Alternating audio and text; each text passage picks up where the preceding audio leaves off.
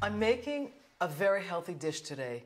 Gigandes sto forno, giant beans in the oven. They're similar to what we know in English as butter beans.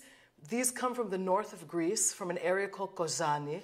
And this dish is a combination of several things. It's based on a traditional dish, but it also has a few of my own touches. Honey from my island, which is Ikaria, and olive oil from a special place in the southeastern Peloponnese called Laconia. We're going to go through all of it, and by the end of it, you'll be eating your own giant beans. I'm going to cook them first in a pressure cooker, just to save some time. This would normally take about an hour. These are very tough. I soak them overnight, then I have to boil them, and then they go into the oven. It's much easier, it's much faster, and it's much better for us working mothers.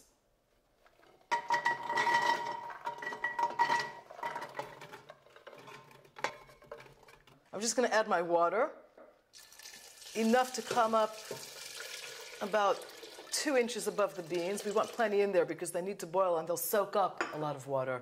Just going to close the pressure cooker so that it's hermetically sealed. And I'm going to set this actually to the setting for meat. I always cook my beans, especially my giant beans, on the setting for meat because they're tough. They need the pressure. They need to be boiled. And what we're doing is getting them to the point where they're about halfway cooked before they go into the oven. They need about 10 to 12 minutes to reach that point. I always start with a high flame, and as soon as we hear the first beep, beep, beep, I lower the flame. You hear that sound? Our giant beans are halfway there.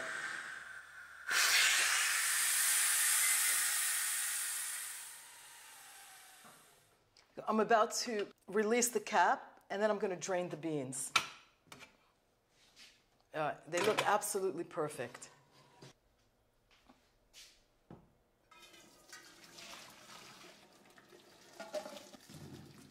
I didn't have to drain the beans. I could have used their own cooking liquid. I usually use fresh water whenever I'm cooking beans in 2 steps because it helps with the flatulence issue. It makes them a little bit lighter. I'm going to finish off the dish now. So I'm just going to empty my giant beans into my lovely non-stick baking pan, spread them out so that they're nice and even in the pan, and then get on with everything else. I have freshly grated tomato, fresh tomato, a lot of onions, make the dish even sweeter. One of the great things about Greek cooking is that it's very easy. It's very accessible. And this is a good example of a dish that is as easy as pie. I've boiled my beans. I'm just adding my tomato, my onions. Always use red onions in the Greek kitchen. It's just what's most common here.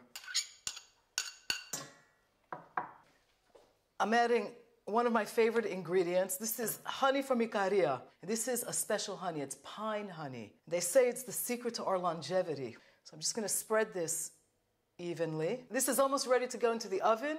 I just need a little bit of salt, some bay leaf, 1 bay leaf, my fresh dill,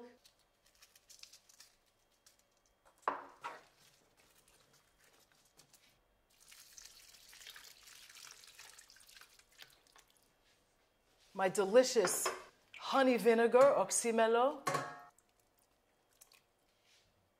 I'm about to add my olive oil, PGI Laconia extra virgin olive oil, tomato paste.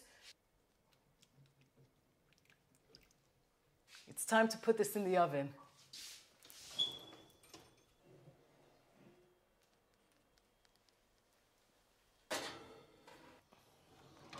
The beans need about an hour to an hour and 20 minutes at 350. Check the water occasionally. And what you want is an end result that's soft, buttery, without disintegrating. That's the secret of giant beans. Remember the English name for this, butter beans. It's the key to how this should taste is sort of in there, except it's olive oil, of course.